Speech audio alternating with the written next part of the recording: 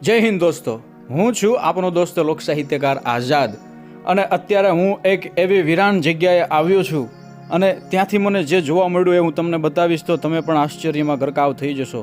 દોસ્તો, અત્યારે આ તમે જોઈ શકો છો, અહીંયા રામેશ્વર આશ્રમ એવું બોર્ડ મારેલું છે. પરમ પૂજ્ય શ્રી લક્ષ્મણ બાપુ એવું પણ અહીંયા એક બોર્ડ છે. આ બોર્ડની માલિપા તમે વાંચ્યું, તમને થોડો ખ્યાલ આવ્યો હશે કે આ જે તે સંતનો આશ્રમ રહ્યો હશે. પરંતુ આ આશ્રમની માલિપા મને જે કોતરણીઓ મળી ભાઈ, હા, આવો આપણે અંદર જઈએ. દોસ્તો, આ જગ્યા ક્યાં આવી એને હું તમને પાક્કી માહિતી આપું તો આ એક વનવગડો છે. આખો વનવગડો જે છે એ હોથલવન તરીકે ઓળખાય છે. તો એ હોથલવન જે છે એ વળી ક્યાં આવ્યું? તો દોસ્તો, તમે હળવદ તાલુકાની માલિપા ગોપાલગઢ હોય, બુટવડા હોય કે ચંદ્રગઢ હોય કે આજુબાજુના જે ગામડાઓ છે ત્યાં જે વનવગડો છે એ આખો વનવગડો જે છે એ હોથલવન તરીકે ઓળખાય છે. કેમ કે ઓઢો જામ અને હોથલ એની પ્રણયની કથાઓ આ જંગલની માલિપા અથવા આ વનવગડાની સાથે ઘણી બધી જોડાયેલી છે.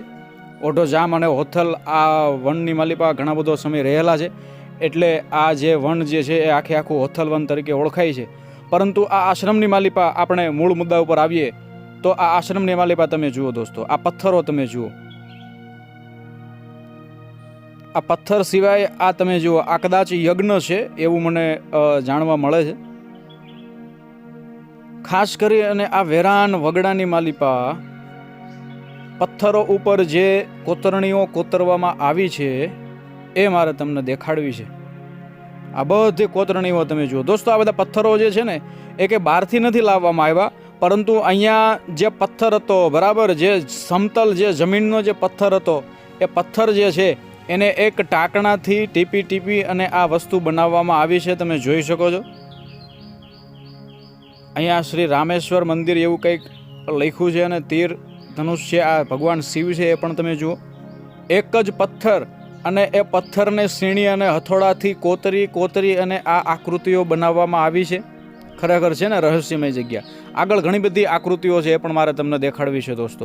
વિડીયોને અંત સુધી નિહાળતા રહેજો.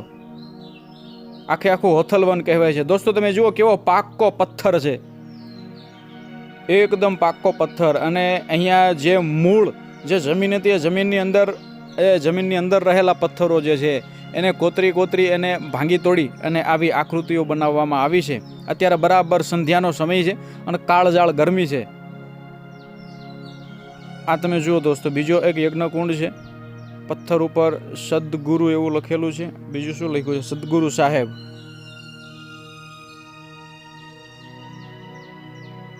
અહીંયા પણ તમે આકૃતિઓ તમે જોશો તો તમને ખ્યાલ આવશે. અહીંયા હનુમાનજીની મૂર્તિ બનાવવામાં આવેલી છે. ધજા જે છે એ પવનની માલિપા ફડાકા મારી રહી છે દોસ્તો. વાહ ભાઈ વાહ, જય હો બજરંગ બલી. જમદટ જાંબુય વંત ન લંગદ સુગ્રીવ નો રિયા, પણ હજુ લગ હનુમાન એ તો કાયમ બેઠોય કાગડા. દોસ્તો, આગળ તમે જુઓ, હું તમને બતાવું બરાબર આગળની આકૃતિઓ હું તમને દેખાડીશ, પણ એના પહેલા આ બધું તમે જુઓ. ખાસ કરી આ હું તમને દેખાડવા માંગુ છું. અહીંયા પણ પથ્થર હતો. તમે જુઓ, ઓમ કોતરેલું છે અને બાજુમાં કદાચ કોઈ સંતની મૂર્તિ કોતરેલી હોય એવું આપણે અનુમાન લગાવી શકીએ. જે પથ્થર હતો, બરાબર છે, એ પથ્થરને ઘીસી પીટી અને ભાંગી તોડી અને બરાબર એનું નકશીકામ કરવામાં આવ્યું છે. તો અહીંયા જેમણે પણ આ કામ કર્યું હોય, સંતનો આશ્રમ છે એટલે સંત રહેતા હતા એવું આપણે ચોક્કસપણે કહી શકીએ. અને આવી રીતના આ આકૃતિઓ છે એટલે કદાચ એ સંત જે છે એ પણ આ બધા શિલ્પોના ચાહક હોય અને આવા સરસ મજાના શિલ્પી હોય અને એમણે જ આ શિલ્પો ઘડ્યા હોય એવું આપણે અનુમાન લગાવી શકીએ. તમે જોઈ શકો છો, મારી સાથે મારા પરમ મિત્ર પ્રવીણભાઈ અને બીજા ત્રીજા વડીલો પણ હતા. એવો અહીંયા જે બીજા ત્રીજા ચકલાઓ અને કાબર કે પછી ખીચકોલા હોય એમને આ ખાવાનું નાખી રહ્યા છે. તમે જોઈ શકો છો. ખરેખર તેઓ જ મને આ એક રહસ્યમય જગ્યાએ લાવ્યા છે. એમના થકી આપણે આ વિડીયો બનાવી રહ્યા છીએ અને આપણને આ સરસ મજાની જગ્યાની માહિતી મળી છે દોસ્તો. તમે જોઈ શકો છો. અને આગળ આપણે એ જગ્યામાં આગળ વધશું ભાઈ, એટલે બીજી પણ ધ્વજાઓ છે. અને આ તમે જુઓ, એક પથ્થર છે, બીજો એ પથ્થરની માલિપા સર્પની આકૃતિ છે. તમે સમજી શકો છો કદાચ હું શું કહેવા માંગુ છું દોસ્તો. સર્પ, હા, નાગ દેવતા કોતરેલા છે. દોસ્તો આ બધા પથ્થરો ઉપર જે આકૃતિ કોતરવામાં આવી છે એ આકૃતિઓ તમે જુઓ, ખરેખર આપણે મંત્રમુગ્ધ થઈ જઈએ. અને આગળ પણ ગણપતિજી અને હનુમાનજીની આકૃતિ છે, એ તમે જોજો ખાસ. દોસ્તો એક પછી એક નકરી પથ્થરાળ ભૂમિ છે આ. ખરેખર તમે જુઓ તો તમને ખ્યાલ આવશે મારા વાલા. આ જુઓ એક પથ્થરની મોટી શિલા છે અને એ શિલાની ઉપર પ્રથમ તો હનુમાનજી જે છે એ કોતરેલા છે અને બાજુમાં જ બરાબર ગણપતિજી પણ કોતરેલા છે. તમે જોઈ શકો છો દોસ્તો, એક વિશાળ પથ્થરની શિલા જે હતી એને ભાંગી તોડી કાપી કૂપી અને લીસી કરી અને આ બંને મૂર્તિઓ એક જ પથ્થરની શિલામાંથી, એક જ પથ્થરની પાટમાંથી બનાવવામાં આવી છે. ખરેખર તમે કલ્પના કરી શકો કે જેમણે પણ આ બનાવ્યું હશે અથવા જે પણ કોઈ સાધુ સંતે આ બનાવ્યું હશે એ કેટલા શિલ્પ પ્રેમી રહ્યા છે. અને એ પણ આ વેરાન વગડાની માલિપા પોતે પોતાનો આશ્રમ બાંધીને રહેતા અથવા બનાવીને રહેતા. અને આવી જગ્યાએ, આવી દુર્ગમ જગ્યાએ કે જ્યાં પાણીની વ્યવસ્થા પણ બરાબર ન હોય, એ બધી જગ્યાએ આવી અને આવી રીતના તેઓ કોતરણી કામ કરતા અથવા પરમાત્માનું પ્રભુ પૂજન કરતા. આ બધું તમે જોઈ શકો છો દોસ્તો. આજે તમે અહીંયા આવશો તો બધું ઉજ્જડ અવસ્થામાં તમને જોવા મળશે. કોઈ દૂર દૂર સુધી કોઈ વ્યક્તિ તમને જોવા નહીં મળે. એકદમ વેરાન વગડો છે. મેં તમને કીધું તેમ કે આ બધું જે છે એ હોથલ વન તરીકે ઓળખાય છે. અહીંયા હનુમાનજીની ધજા લહેરાય છે અને એક સરસ મજાનો અહીંયા પીપળાનું વૃક્ષ છે, વડલાનું વૃક્ષ છે. અને આ આકૃતિઓ તમે જોઈ શકો છો દોસ્તો. અહીંયા હરો ફરો ત્યારે ચપ્પલને બરાબર દૂર કાઢવા દોસ્તો, કેમ કે આ બધી ધાર્મિક જગ્યાઓ છે. મેં પણ ચપ્પલ દૂર કાઢ્યા છે. જ્યારે હું અંદર ફરવા આટો મારું ત્યારે ચપ્પલને થોડા દૂર કાઢું છું. એટલે તમે એવું ના સમજતા કે હું બધે ચપ્પલ પહેરીને જ રખડી રહ્યો છું. આ આકૃતિ પણ તમે જુઓ, કોઈ યોદ્ધાની આકૃતિ હોય એવું લાગે છે. અને અહીંયા ગણપતિજી કોતરેલા છે. આ બધું એક જ પથ્થરમાંથી કરેલું છે.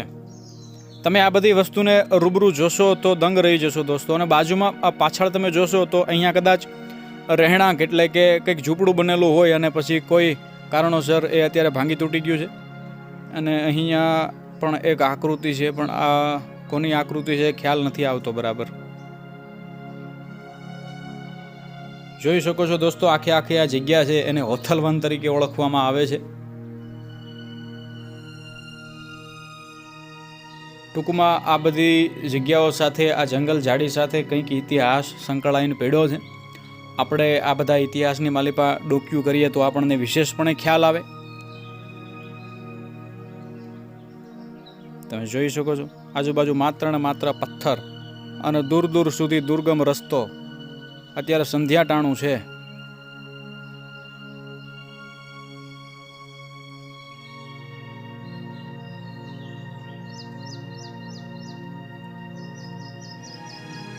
આખો આશ્રમ મેં તમને દેખાડ્યો. આશ્રમ એટલે આખી જગ્યા મેં તમને દેખાડી દોસ્તો.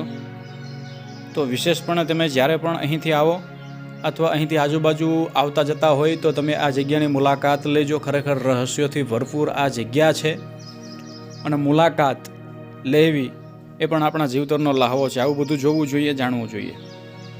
તો દોસ્તો ફરીને મળીશું કોઈ નવા વિડીયો સાથે. ત્યાં સુધી અસ્તુ ધન્યવાદ. જય હિન્દ, જય મા ભારતી. આ બધી આકૃતિઓ તમે જોઈ લો. વાહ ભાઈ વાહ.